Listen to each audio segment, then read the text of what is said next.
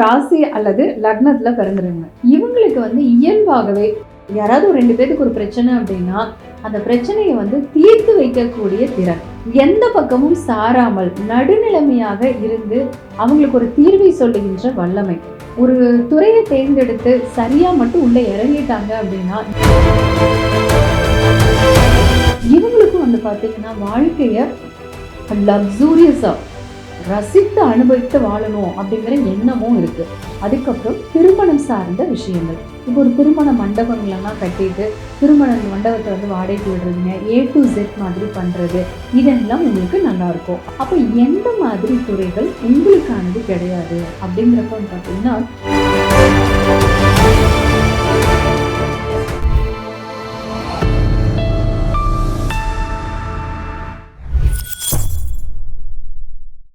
வணக்கம், வாழ்க வளமுடன். நான் கோட்டுமொழி சத்யா. இன்னைக்கு என்ன பார்க்க போறோம் அப்படின்னா, துலாம் ராசி அல்லது லக்னத்துல பிறந்துருங்க. இவங்க தன்னுடைய குண இயல்புக்கு தகுந்த மாதிரி எந்த ஒரு துறையில இவங்க வேலை பார்த்தாலும் சரி அல்லது தொழிலாக தேர்ந்தெடுத்தாலும் சரி, இவங்களுக்கு 100% வளர்ச்சியும் வெற்றியும் லாபமும் கிடைக்கும் அப்படிங்கிறதாங்க பார்க்க போறோம்.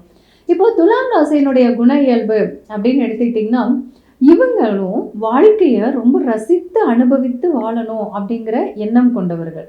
இவங்களுக்கு அப்படின்னு ஒரு கொள்கையும் ஒரு கோட்பாட்டு முறையும் இருக்கும். அதே போல பார்த்தீங்கன்னா இவங்களுக்கு அந்த கொள்கை கோட்பாடுகள் இருந்தாலும் இடத்துக்கு ஏற்றவாறு கொஞ்சம் வளைந்து கொடுத்து போகின்ற தன்மையும் இருக்குங்க. ரொம்பவே பார்த்தீங்கன்னா ஸ்டபனாலாம் இவங்க நிற்கவே மாட்டாங்க. காரணம் என்ன அப்படின்னு பார்த்தீங்கன்னா, இந்த துலாம் அப்படிங்கிறது சுக்கிரனினுடைய ராசி. இங்க உச்சமாகிறது யார் அப்படின்னா கடின உழைப்புக்கான தொழில்காரகனான சனி பகவான். நீசம் யாரு அப்படின்னு பார்த்தீங்கன்னா சூரிய பகவான் தான்.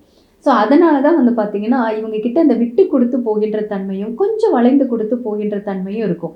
கோபம் வந்தா கூடங்க இடம் பொருள் பார்த்து தான் கோபப்படுவாங்களே தவிர எடுத்தோம் கவுத்தோன்னு சொல்லிட்டு இருக்க மாட்டாங்க. அதே மாதிரி இவங்களுக்கு இயல்பாகவே யாராவது ஒரு 2 பேருக்கு ஒரு பிரச்சனை அப்படின்னா அந்த பிரச்சனையை தீர்த்து வைக்கக்கூடிய திறன், எந்த பக்கமும் சாராமல் நடுநிலைமையாக இருந்து அவங்களுக்கு ஒரு தீர்வை சொல்லுகின்ற வல்லமை, 2 பேர்த்தையும் சமாதானப்படுத்தக்கூடிய தன்மை, எல்லாமே இவங்க கிட்ட அபரிதமா இருக்கும். அதே போல மருத்துவ அறிவு அப்படிங்கிறதும் இவங்க கிட்ட நல்லா இருக்குங்க.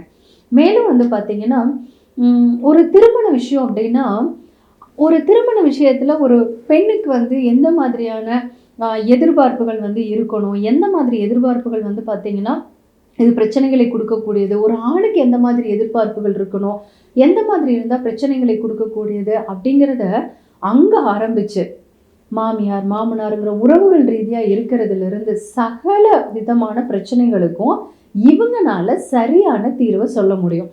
இப்போ வேணா உங்களுக்கு ஒரு சந்தேகம் வரலாம், அப்போ இவங்களோட ஃபேமிலி லைஃப்பில் பிரச்சனை இருந்தால் எப்படிங்க அப்படின்னு சொல்லிட்டு பாருங்க.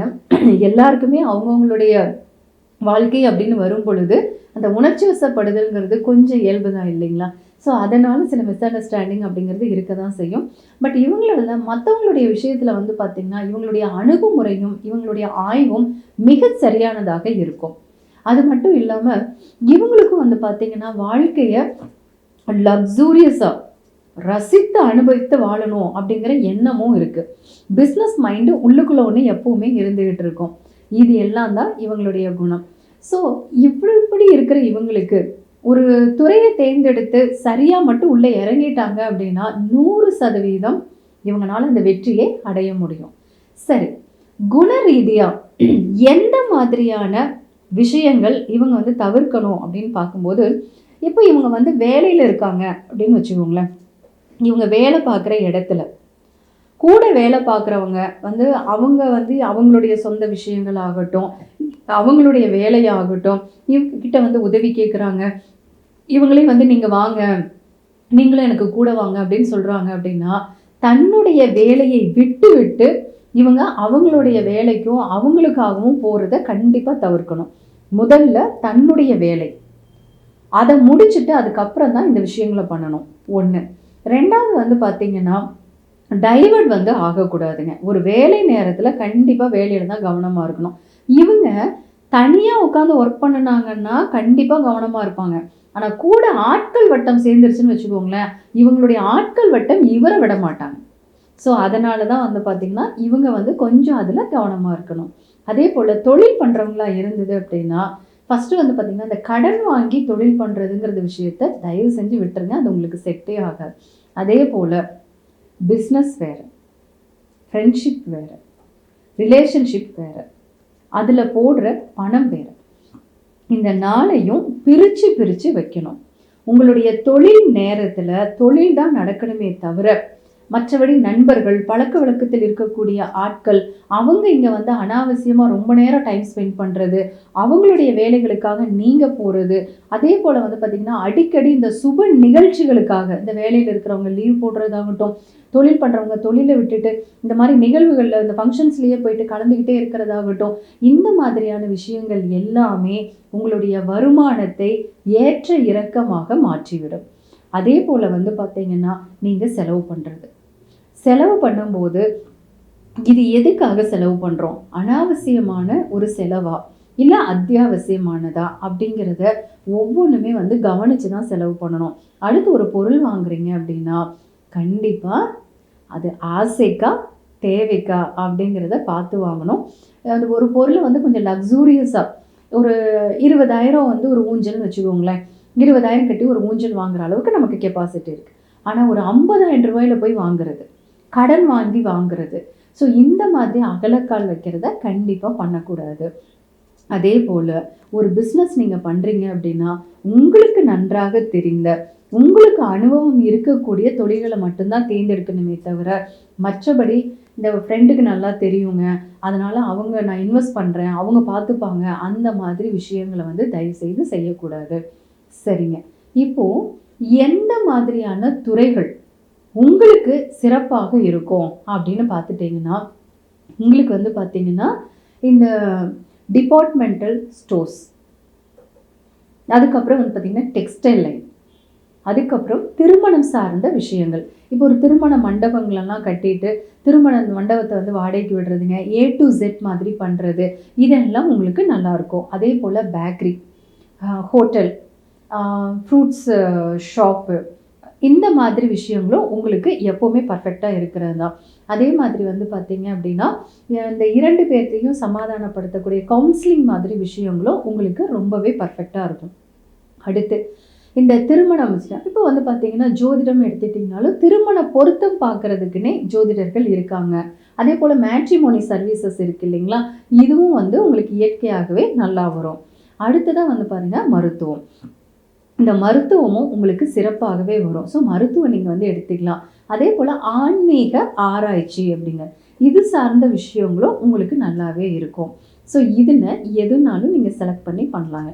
அதே போல் வந்து ஃபர்னிச்சர்ஸ், அழகு சாதனங்கள், பியூட்டி பார்லர், பொட்டிக், இது பர்ஃப்யூம்ஸ், வாசனை திரவியங்கள், இது சார்ந்ததும் உங்களுக்கு நல்லாவே வரும். சரி, ஓகே. அப்போ எந்த மாதிரி துறைகள் உங்களுக்கானது கிடையாது அப்படிங்கிறப்ப வந்து பார்த்திங்கன்னா, இது ரொம்ப ஸ்ட்ரெஸ்ஸோடு இருக்கக்கூடியது, கடினமான ஒரு வேலைகள், பெரிய பெரிய இயந்திரங்கள் வைத்து பண்ணுறது, சுரங்கங்கள் மாதிரி இருக்கிறது, குடோன் மாதிரி இருக்கக்கூடியது, கிடங்குகள் மாதிரி இருக்கக்கூடியது, ஸோ இந்த மாதிரி இடங்கள் ரொம்ப வந்து பார்த்திங்கன்னா இந்த அழுக்காக இருக்கக்கூடிய ஒரு இடங்களில் வந்து வேலை பார்க்குறது, இது வந்து உங்களுக்கு சுத்தமாக செட் ஆகாது. அதே போல் வந்து பார்த்திங்கன்னா ரொம்ப அந்த அக்ரெசிவாக இருக்கக்கூடிய ஒரு துறைகளும் வந்து உங்களுக்கு செட் ஆகாதுங்க. சரி, இப்போ வேறு வழி இல்லை, நான் வந்து இந்த மாதிரி ஒரு இடத்துல தான் வேலை பார்த்துட்ருக்கேன் அப்படிங்கிறப்போ நான் இப்போ இதிலேருந்து வெளியிலையும் வர முடியாது. அதே சமயத்தில் வந்து இப்போ நான் இருக்கிற இடத்துலையும் நான் கொஞ்சம் நிம்மதியாக இருக்கணும், இதுக்கு வந்து ஏதாவது பரிகாரங்கள் அப்படின்னு இருக்கா அப்படின்னு கேட்டிங்கன்னா தாராளமாக இருக்குங்க. ஜோதிட ரீதியான, வாழ்வியல் ரீதியான பரிகாரங்கள் இருக்குது. அது வந்து என்ன அப்படின்னு பார்த்தீங்கன்னா, இந்த நடைபாதையில் இந்த வியாபாரம் பண்ணிக்கிட்டு இருப்பாங்க இல்லைங்களா, அந்த சிறு வியாபாரிகள், அவங்க கிட்ட வந்து நீங்கள் அந்த பொருட்கள் வாங்குறது, இப்போ சில ரொம்ப வயசான பாட்டியெல்லாம் வந்து கீரைகள் விற்றுட்ருப்பாங்க, இந்த சாயந்தர நேரத்தில் நடப்பாதையில் தான் விற்றுட்ருப்பாங்க.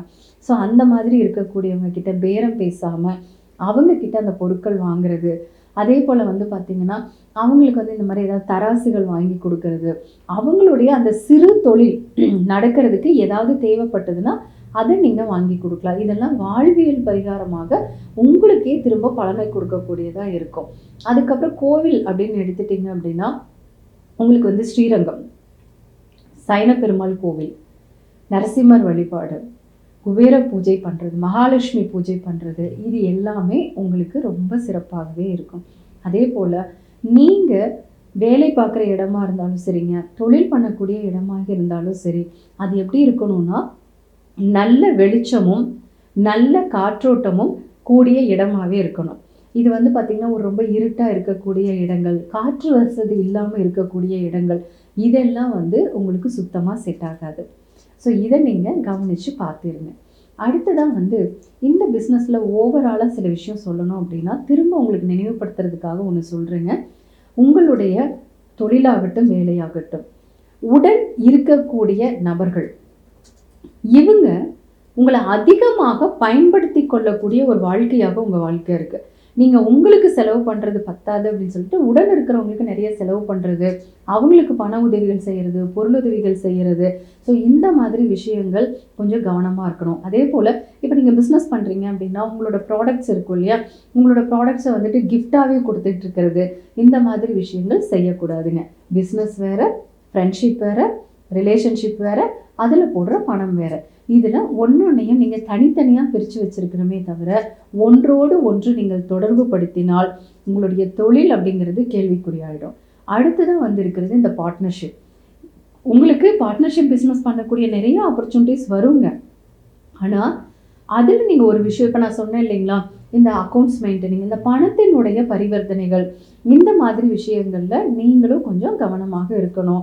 அனாவசியமாக பிஸ்னஸில் செலவுகள் செய்கிறத கண்டிப்பாக தவிர்க்கணும். ஸோ இதெல்லாம் கரெக்டாக இருந்தது அப்படின்னா உங்களுடைய தொழில் ரொம்பவே சிறப்பானதாக இருக்கும். இப்போ நான் சொன்ன உங்களுடைய துறைகள் இருக்குது இல்லைங்களா, உங்களுடைய துறைகளில் எனக்கு இன்னும் வந்து இதனுடைய உட்பிரிவுகள் வந்து நான் நல்லாவே தெரிஞ்சுக்கணும், இருக்கிற உட்பிரிவுகளுடைய லிஸ்ட்டு வேணும் அப்படிங்கிறவங்க நீங்கள் வந்து கமெண்ட் பாக்ஸில் சொல்லுங்கள். நான் வந்து அந்த உட்பிரிவுகளையும் உங்களுக்கு அனுப்பிச்சி வைக்கிறேன். அது மட்டும் இல்லாமல் இல்லைங்க எனக்கு இப்போ இது புரிஞ்சிருச்சு, நான் என்னுடைய ஜாதகத்தை இது மேலும் விரிவாக தனிப்பட்ட ஒரு முறையில் பார்க்கணும், அதில் நான் வந்து பர்டிகுலராக நான் வந்து இதுதான் என்னுடைய துறை அப்படிங்கிறத நான் தேர்ந்தெடுக்கணும் அப்படிங்கிற மாதிரி இருந்தது அப்படின்னா நீங்கள் எங்களுடைய அலுவலகத்தை தொடர்பு கொள்ளுங்கள். மீண்டும் ஒரு நல்ல பதிவில் சந்திக்கிறேன். நன்றி, வணக்கம், வாழ்க வளமுடன்.